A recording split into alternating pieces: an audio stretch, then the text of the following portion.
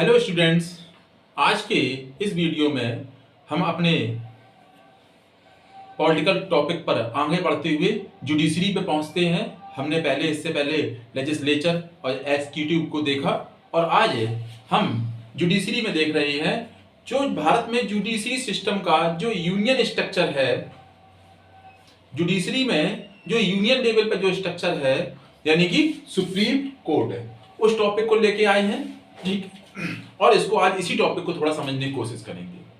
जैसा आप लोगों को मालूम है कि इंडियन काउंसिल एक्ट 135 में 1935 में इंडियन काउंसिल एक्ट 1935 में ही भारत में एक संघीय न्यायालय की प्रावधान किया गया और उसी संघीय न्यायालय के तहत यूएसए के संविधान से प्रभावित होकर भारत में सुप्रीम कोर्ट स्टेबल की गई। ये ध्यान रखना, ये सबसे पहले जो संघीय न्यायालय की बात की गई थी वो 1935 के भारत सरकार अधिनियम में की गई थी। ठीक है, और फिर उसी से स्ट्रक्चर को कंटिन्यू करते हुए हमने सुप्रीम कोर्ट का जो स्वरूप है वो कहां से लिया? अमेरिका से ले लिया, यानी कि यूएस से। ठीक है, अमेरिका से नॉर्मल वे में। ठीक है, तो जो भारतीय संविधान में इसको जो भारतीय संविधान का पार्ट 5 है उसमें आर्टिकल 124 टू लेकर 147 के बीच में सुप्रीम कोर्ट का प्रावधान किया गया। ठीक है, 124 से लेकर 147 में सुप्रीम कोर्ट के बारे में बताया क्या, और इसमें क्या बताया गया है कि जो आर्टिकल 124 का सब आर्टिकल फर्स्ट है उसमें सुप्रीम कोर्ट के गठन के बारे में, फॉर्मेशन के बारे में बताया गया है। ठीक है, और उसी में ये कहा गया है कि ये देखो मेनली तो क्या है, ये यूनियन स्ट्रक्चर पर है, तो ये भारत में कहां पर स्टेबल है? न्यू दिल्ली में स्टेबल है। ठीक है, पर इसको सीजीआई की परमिशन, सीजीआई के अनुरोध पर, रिक्वेस्ट पर राष्ट्रपति इसे भारत के किसी भी हिस्से में किसी खास एक मुकदमे की सुनवाई के लिए वहां पर इसको रख सकते हैं। ठीक है, पर ये है कहां पर स्टेबल? न्यू दिल्ली में है। प्रेजेंट टाइम में हम इसमें देखते हैं इसकी जो बेंच है वो कितने न्यायाधीशों की है। आपको जैसे मालूम है कि जब भारत में सुप्रीम कोर्ट की स्थापना हुई तो इसमें 1+7 यानी कि टोटल 8 न्यायाधीशों की, जस्टिस की बेंच हुआ करती थी। पर प्रेजेंट टाइम में ये 1+33 यानी कि एक सीजीआई एंड 33 अदर जस्टिस होंगे इसमें। ठीक है, तो टोटल होगा इसके 34। पर ध्यान रखना, ये एक क्या है? सीजीआई है, आई है, चीफ जस्टिस ऑफ इंडिया है, और 33 अदर जस्टिस हैं। तो इनका गठन कैसे होगा? ये 34 जो जज हमारे जस्टिस हैं इनका गठन कैसे होगा? तो ध्यान रखना, जो मुख्य न्यायाधीश है यानी कि सीजीआई है, तो जो सीजीआई की भारत में जो नियुक्ति होती है वो राष्ट्रपति जी करेंगे। ठीक है, पर राष्ट्रपति जी को ये कैसे करेंगे कि आपको मालूम है कि जैसे भारत में दोबारा से कोलेजियम सिस्टम चालू किया गया, तो उस कोलेजियम सिस्टम के तहत 4 उस सुप्रीम कोर्ट के जो 33 मेंबर होंगे उनमें से जो 4 सीनियर मोस्ट जज होंगे उनकी सिफारिश पर राष्ट्रपति जी मुख्य न्यायाधीश की नियुक्ति करते हैं। ये चीज ध्यान रखना। दोबारा से रिपीट कर रहा हूं, भारत में जो मुख्य न्यायाधीश होंगे उनकी नियुक्ति तो राष्ट्रपति जी करेंगे, पर किस प्रोसेस के तहत करेंगे? राष्ट्रपति जी जो कोलेजियम सिस्टम व्यवस्था जो दोबारा से चालू हुई है उस व्यवस्था के तहत जो सुप्रीम कोर्ट के अदर जस्टिस होंगे, कितने? 4, उन 4 की सिफारिश के बिहाफ पर, और राष्ट्रपति जी उसे उचित समझेंगे, वरिष्ठता के आधार पर चीफ जस्टिस ऑफ इंडिया की नियुक्ति करेंगे। चीज क्लियर है? ठीक है, जो अदर न्यायाधीश होंगे वो ध्यान रखना, वो इसमें क्या करेंगे? वो मुख्य न्यायाधीश की सिफारिश पे करेंगे, और जिस हाई कोर्ट से ये न्यायाधीश यानी कि जस्टिस लिए जा रहे हैं उस हाई कोर्ट के भी चीफ जस्टिस से सलाह पर राष्ट्रपति जी अदर न्यायाधीशों की नियुक्ति करते हैं। ठीक है, और ध्यान रखना कि जो अदर न्यायाधीशों की नियुक्ति में जो राष्ट्रपति जी होंगे उनकी मुख्य न्यायाधीश की सलाह मानने के लिए बाध्य होंगे। ठीक है, बाध्यकारी होंगे। कौन? भारत के राष्ट्रपति मुख्य न्यायाधीश की सिफारिश को। ठीक है, जो अदर न्यायाधीश की नियुक्ति होगी वो राष्ट्रपति जी चीफ जस्टिस ऑफ इंडिया और जिस हाई कोर्ट से उस न्यायाधीश को लिया जा रहा है उस हाई कोर्ट के चीफ जस्टिस की सलाह पर अदर न्यायाधीशों की नियुक्ति होती है। पर यहां पर एक चीज ध्यान रखना, राष्ट्रपति जी मुख्य न्यायाधीश की सिफारिश को मानने के लिए बाध्यकारी होंगे। इससे भारत के इससे ही क्या होगा, भारत में न्यायाधीशों की नियुक्ति होती है। चीज क्लियर, आगे बढ़े। अब वो किन लोगों को नियुक्त करेंगे, यानी कि इनकी योग्यताएं क्या होंगी, ठीक है, इनको जस्टिस नियुक्त करने की एबिलिटी क्या होंगी, योग्यताएं क्या होंगी। तो योग्यताएं वाला जो पार्ट है वो काफी इंपॉर्टेंट है, ध्यान रखना। आपके इस टॉपिक से यदि हम इन सभी टॉपिकों की बात करें तो सबसे कॉमन पार्ट होता है जहां इन योग्यताओं से आपके एग्जाम में क्वेश्चन आता है। योग्यताएं क्या होनी चाहिए, या तो वो भारत के किसी भी हाई कोर्ट में लगातार 5 वर्षों से न्यायाधीश हो, ये चीज ध्यान रखना है। वो एक न्यायाधीश वो एक हाई कोर्ट हो सकती है या एक से अधिक हाई कोर्ट भी हो सकती है, पर कंटिन्यूसली 5 ईयर होना चाहिए, ये ध्यान में, ये कंपलसरी है। हाई कोर्ट कितनी भी हो सकती है पर वो वहां पर लगातार 5 सालों से न्यायाधीश होना चाहिए। दूसरा क्या है, उसी की कंडीशन क्या है, या तो ये होनी चाहिए या फिर क्या है 10 वर्ष तक वकालत की हो। वो भारत की किसी भी हाई कोर्ट में, जो 25 हाई कोर्ट्स हैं उसमें किसी भी एक हाई कोर्ट या एक से अधिक हाई कोर्ट में लगातार 10 सालों से क्या कर रहा हो, प्रैक्टिस कर रहा हो, ठीक है। इन 2 कंडीशन में से एक होनी चाहिए। इसके अलावा एक जो सबसे इंपॉर्टेंट कंडीशन है, प्रैक्टिकली रूप से इसी कंडीशन यदि ये ना हो तो भारत में राष्ट्रपति के लिए बहुत मुश्किल हो जाएगा कि वो किसको जस्टिस ना बनाए, क्योंकि यहां तो हर आदमी जस्टिस बनने के लिए बैठ जाएगा फिर तो, यदि इन 2 कंडीशन को ही आधार रखा जाता, ठीक है।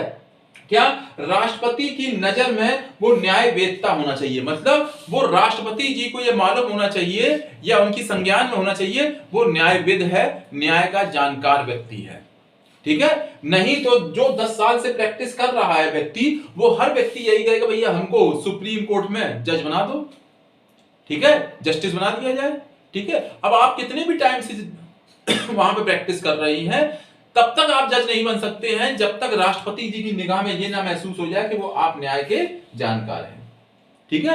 इन जो 3 कंडीशन होंगी, इन 3 कंडीशन में से जो 2 कंडीशन होंगी, कोई भी उसके बिहाफ पर भारत का राष्ट्रपति सुप्रीम कोर्ट में अदर जस्टिस बना देगा, ठीक है। इसके बाद क्या आता है, पर ध्यान रखना भारत में जो सुप्रीम कोर्ट का जो जजों की नियुक्ति का जो प्रावधान है वो किसमें है, आर्टिकल 124 के सब आर्टिकल 2 में है, ठीक है। अब इनकी आती है शपथ के बारे में, तो इनको जो शपथ है वो भारतीय संविधान के आर्टिकल 124 के सब आर्टिकल 6 में है, ठीक है।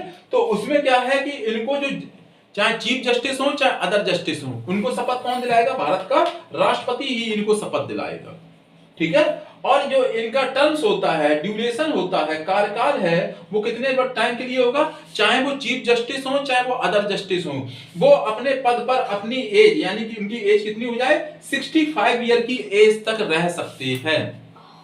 इनका अधिकतम ड्यूरेशन क्या होगा, इसके लिए संविधान में कुछ स्पष्ट नहीं बोला गया है। हाँ, अधिकतम जो उनकी मैक्सिमम जो एज है वो 65 से ज्यादा नहीं हो सकती है, चाहे वो चीफ जस्टिस हो चाहे वो अदर जस्टिस हो, ठीक है।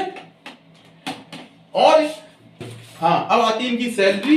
इनकी जो सैलरी होगी वो कितनी होगी, तो ध्यान रखना जो सीजीआई होगा यानी कि जो चीफ जस्टिस होगा सुप्रीम कोर्ट का, उसकी जो सैलरी होगी वो 2.8 लाख होगी, ठीक है। कितनी सैलरी होगी, 2.8 लाख होगी। जबकि जो अदर जस्टिस होंगे उनकी जो सैलरी होगी 2.5 लाख होगी, ठीक है। इनकी जो चीफ जस्टिस की जो सैलरी बनती है वो 2.8 लाख, जो ये देखो सैलरी नहीं है, ये उनका स्केल है, मूल वेतन है, ठीक है। इसके ऊपर इनको जो डीए लगता है, अलाउंस लगते हैं, वो सब मिलते हैं।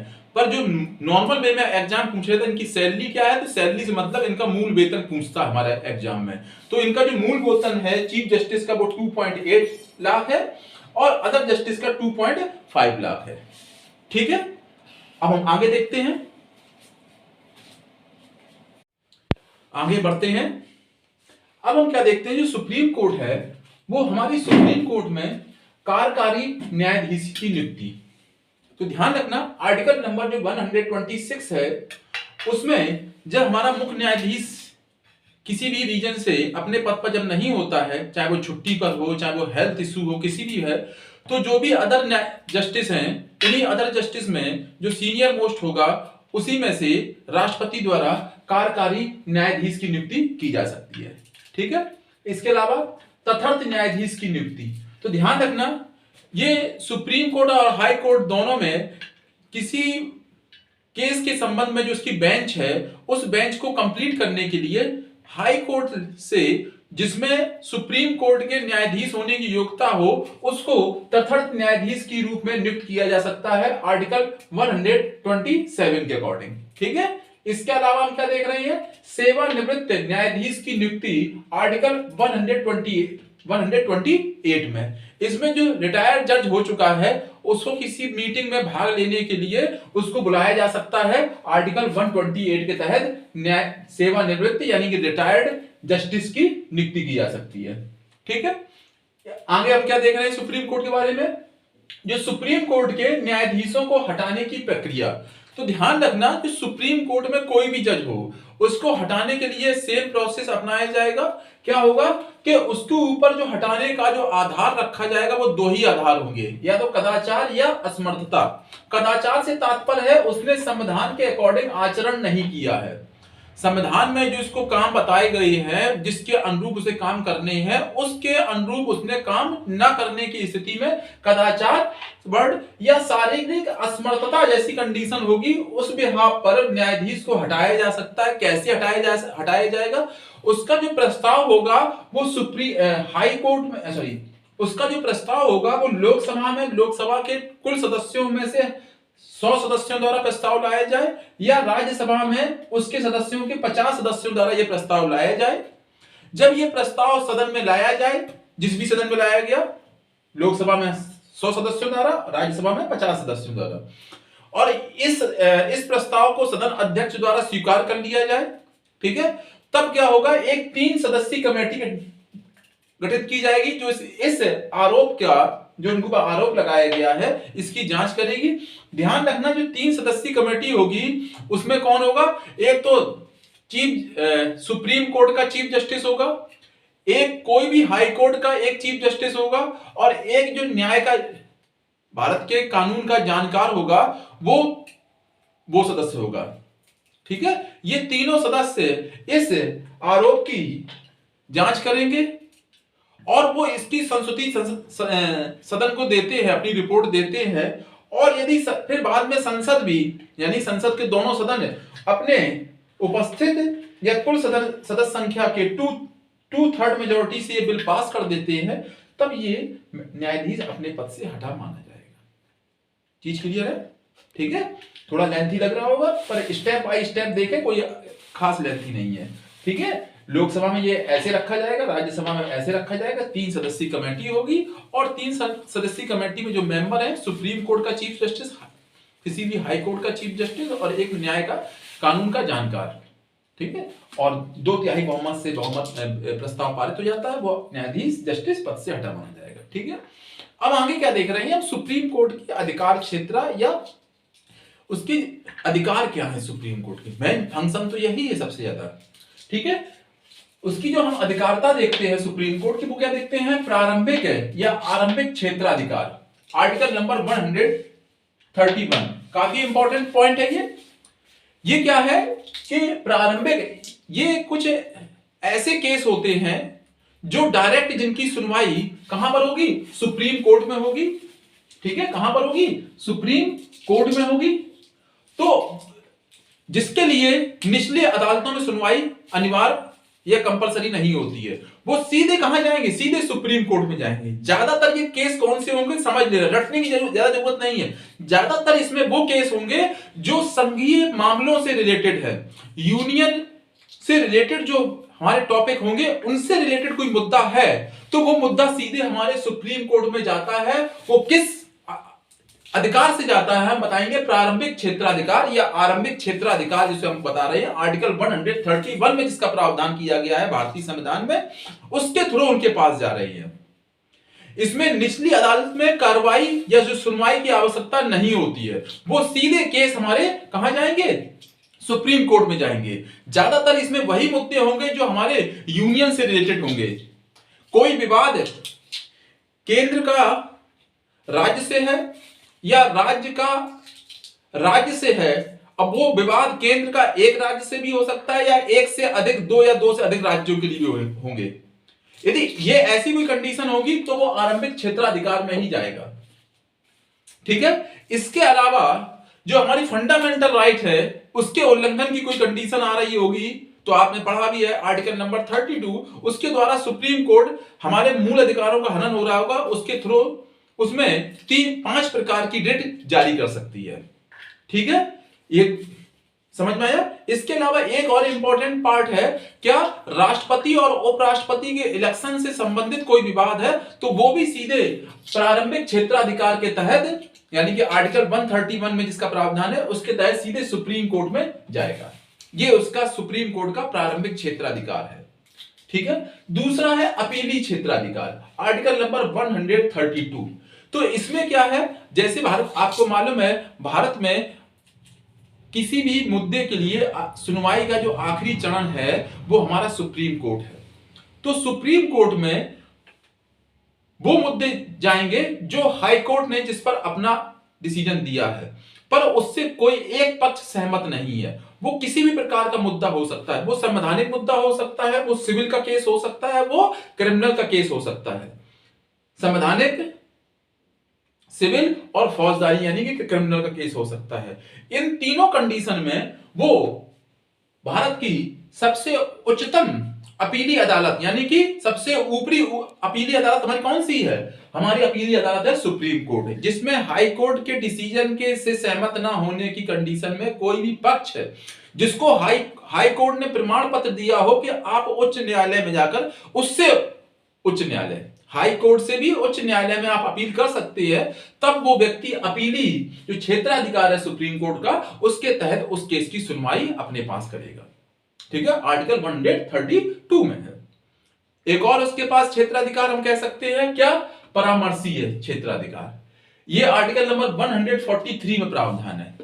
इसमें क्या है कि इसमें राष्ट्रपति जी को ऐसा कोई कानून की जानकारी प्राप्त करनी है जिसकी आवश्यकता उनको लोकहित में पड़ी हो या पढ़ने की संभावना हो, तो उसके लिए वो सुप्रीम कोर्ट से कानून की सलाह ले सकते हैं। आर्टिकल नंबर 143 इंपॉर्टेंट भी है, एग्जाम में पूछा भी गया है कई बार। ठीक है, पर सुप्रीम कोर्ट जो उनको सलाह दे रहा है वो मानना ना तो राष्ट्रपति के लिए बाध्यकारी है और ना ही सुप्रीम कोर्ट को देना बाध्यकारी है। ध्यान रखना, सुप्रीम कोर्ट का ऐसा लग रहा है ये निरर्थक हमसे बात राय ली जा रही है तो वो उसको देने के लिए बाध्यकारी भी नहीं है, ये चीज ध्यान रखना। और राष्ट्रपति इसको माने ये भी राष्ट्रपति के लिए बाध्यकारी नहीं है कि सुप्रीम कोर्ट ने जो उनको सलाह दी है, एडवाइस दी है, वो उसको स्वीकार ही करें। ठीक है, आगे हम क्या देखते हैं, अवलेखी न्यायालय, आर्टिकल 129 काफी मेन पॉइंट है सुप्रीम कोर्ट या हाई कोर्ट के लिए। ये ध्यान रखना, ये दोनों में होगा, सुप्रीम कोर्ट में भी होगा और हाई कोर्ट में भी होगा। अवलेखी न्यायालय आर्टिकल 1 पर यहां सुप्रीम कोर्ट के लिए बात पढ़ रहे हैं, उसके लिए आर्टिकल है 129। इसमें क्या प्रावधान किया है कि सुप्रीम कोर्ट अपना जो भी डिसीजन देती है वो एक रिकॉर्ड के फॉर्म में सुरक्षित रखा होता है और ये एक अपील या एक तरह से कह सकते हैं कि ये नजीर हो जाती है कि उससे जो लोअर कोर्ट है उसी से रिलेटेड के उसी मुद्दे से रिलेटेड कोई केस उनके पास आए तो वो इसी जो सुप्रीम कोर्ट ने इसमें जो डिसीजन दिया है उसको आधार रख के अपने यहां डिसीजन करें। ठीक है, इसलिए सुप्रीम कोर्ट कोई भी डिसीजन देती है तो वो एक रिकॉर्ड के रूप में अवलेखी है, रिकॉर्ड के फॉर्म में वो सुरक्षित रख लिया जाता है। इसका प्रावधान किया है 129 में। इसके अलावा एक और हम सुप्रीम कोर्ट के बारे में चीज क्या देख रहे हैं, न्याय पुनरावलोकन का अधिकार, आर्टिकल 137। सुप्रीम कोर्ट ने कोई भी अपना पहले पूर्वक डिसीजन दिया है और उसको यह आभास होता है कि हमारे द्वारा दिया गया कोई भी डिसीजन को क्या है जिसमें एक पक्ष के साथ पूर्णतः न्याय नहीं हो पाया है, तो पूर्वत जो मुकदमा केस हुआ है उस पर वो दोबारा से सुनवाई कर सकती है और अपना डिसीजन चेंज कर सकती है। समझ में आ रही बात? जो पहले केस में उसने कुछ और डिसीजन दिया है, उसी केस में वो दोबारा से सुनवाई करके अपना डिसीजन चेंज करके भी दे सकती है। ठीक है, तो ये शक्ति उसको कहां से मिली है? आर्टिकल नंबर 137 से मिली है, न्यायिक पुनरावलोकन का अधिकार। ठीक है, इसके अलावा संसद द्वारा कोई कानून बनाया गया है, उसकी भी वो जांच कर सकती है कि इसमें संविधान के किसी कानून का उल्लंघन तो नहीं किया गया है, तो वहां पर भी ये पुनरावलोकन का सिद्धांत काम करता है। ठीक है, और ये पुनरावलोकन का अधिकार भी सुप्रीम कोर्ट ने कहां से लिया है? ये भी इसने लिया है यूएसए से। ठीक है, ये समझ में आ गई, यूएसए से लिया है। ठीक है, और यदि इस पूरे टॉपिक में जो सुप्रीम कोर्ट का आज हमने टॉपिक देखा है, इसमें कोई भी कंफ्यूजन आ रही हो, बात समझ में ना आई हो, बोर्ड पर क्लियर हुआ ना समझ में आया हो, तो उसको आप कमेंट बॉक्स में क्वेश्चन पूछ सकते हैं। और यदि वीडियो पसंद आया हो तो वीडियो को लाइक और शेयर करें। Thank you.